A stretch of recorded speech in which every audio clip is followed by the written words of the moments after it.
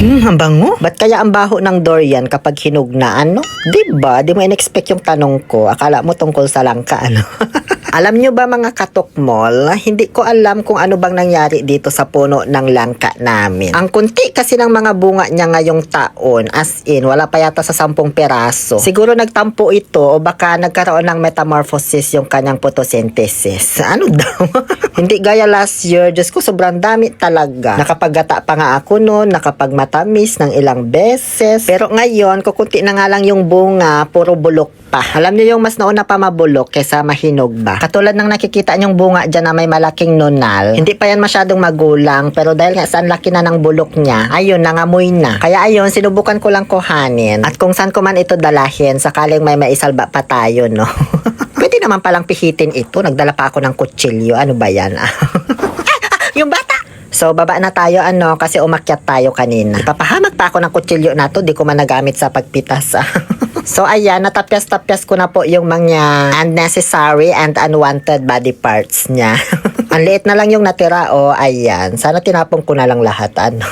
Hindi, meron pa tayo dito. Siguro mga nasa kalahati din yung naisalba natin, ano. Nilinisan ko lang ng maigi dito sa may lavabo. Tinanggal ko yung mga natirang tangkay sa gitna para mas madali nating makuha yung laman. Actually, kaya pala siya nahinog kahit hindi pa masyadong magulang kasi yung tangkay niya sa gitna, patay na. So, parang wala nang nagsusupply ng nutrients doon sa bunga. Kaya ayun, nahinog na lang. After ko malinisan lahat, tinapik-tapik ko lang itong isa sa gitna. Tsaka ko ibinuka-bukaan. Ayan yung mga laman, oh, diba? Ang dami. Pwedeng-pwede pa yan, no? Mabuburak pandaadsatan. Kaso medyo maliliit pa yung mga burak niya. Ipinasok ko na sa labas, dito sa loob ng kusina, para makuhanan na natin ng mga laman. Medyo matrabaho nga lang ito kasi pipilian mo pa, tatanggalan mo pa ng boto. Pero hindi naman ako masyadong napagod at naabala kasi pwede namang i-fast forward yung video. Ayan nga, oh, natapos ko agad, diba? Sobrang haba pa ng oras ko na natitira dahil sa fast forward technology. Kaya ayan, sumayaw-sayaw na lang muna ako. Ilabas ko na lang muna ito sa loob ng ref kasi hindi pa natin ito imamatamis. May inaantay pa kasi tayo, abangan nyo na lang mamaya. At dahil nga sa ang bilis ko lang natapos, dahil sa fast forward technology, nagkaroon patuloy ako ng time para pulutin itong mga buto ng langka. Kasi dati tuwing nagbablog ako ng langka, tinatapon ko lang. Kaya ang daming mga nagko-comment na sayang daw kasi pwede namang kainin. Which is alam ko naman na kinakain to. Kasi mahilig talaga kainin to ng lolo ko noon, nilalaga niya talaga. Kaso minsan kasi pag nagbablog ako ng langka, Diyos ko, sa dami ba namang ginagawa, magsiset up ka pa ng camera, ganun. Ay, hindi ko na maisipang gawin na itabi pa yung mga buto na yan.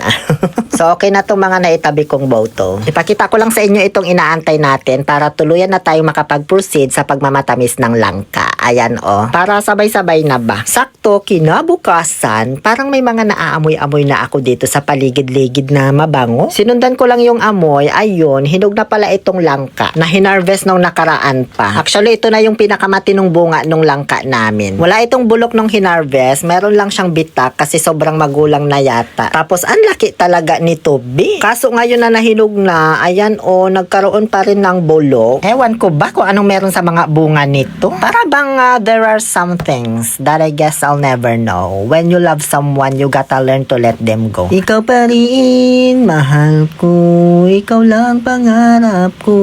Ikaw lang sinta, ang nag-iisa. Maniwala ka, mahal kita. O, diba? Kumanta lang ako, napahaba na yung video. Ganon yun, pag wala ka nang maisip i-voice over, pampahaba lang.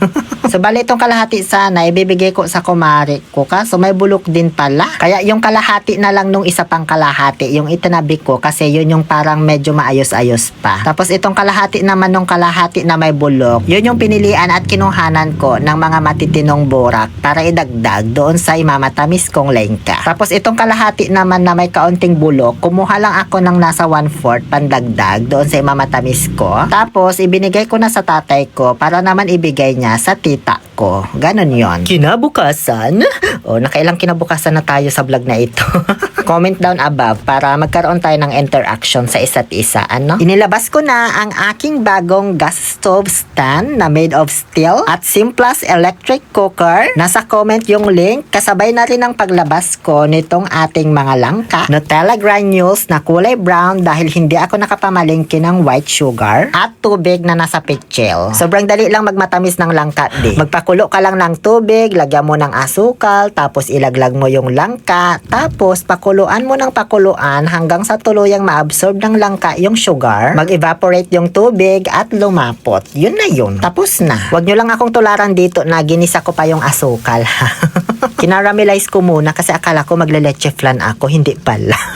Chinecheck ko din kasi kung gaano kainit itong bago kong electric cooker. So ayun, ang dami ko tuloy pagkakamali. Tapos recommended ko din na white sugar yung gamitin nyo sa pagmatamis ng langka. Kasi tignan nyo tong gawa ko be, hindi lang nag-brown, nangitim talaga. Paano ba naman kasi kulay brown na nga yung asukal, tinusta ko pa. So ganyan tuloy yung kinalabasan. Tapos pinakuluan ko pa yan ng matagal ha, kasi kailangan natutuan niya maong. Yung bang naluto ng maigi ganon, yung asukal tsaka yung langka, para hindi mabilis masira or maamag. Pero alam nyo, maitim lang yung kulay niyan ha, pero nung tinikman ko, hindi naman mapait. Paulit-ulit ko pa nga yan tinikman hanggang nung malapit na maluto talaga. Kasi chinecheck ko baka pumait na, pero hindi naman, as in. Yung kulay lang talaga yung nakakatakot. Dahil dyan, nag-sterilize milk na ako ng mga botelya na paglalagyan ko. Sinama ko na rin yung tumbler ko kasi isang taon ko nang di pa nalilinisan yan. Pagbalik ko dito sa niluluto ko, ayan, natuyuan na at lumapot na, kaya okay na yan. Palalamigin ko na lamang ito kasabay nung pagpapalamig dun sa mga in-sterilize kong botelya. Ngayon at malamig na ang relasyon, oras na para isalin natin ito sa garapon. Para tuloy siyang blackberry jam na di ko mawari. Ba't ganito kasi naging itim man? Pinaitim na langka na lang siguro itawag ko dito, hindi minatamis na langka. Inaalala ko lang kapag hinalo ko na to sa turon o di kaya sa bilo-bilo, baka mangitim din Napuno ko na pala yung 3 botelya pero may natira pa kaya pinapak ko na lang yung iba. Tingin ko parang masarap din ito ipalaman sa tinapay. So abangan nyo na lang kung saan pang mga pagkain ko gagamitin ang minatamis na langkang maitim na ito. Yun lamang po. Maraming salamat sa panonood. Please follow for more cooking vlogs. Muli ito po ang inyong Happy Pill Oliver Castro na nagsasabing no to toxicity. Let's make people happy. O siya, sige na. Scroll mo na.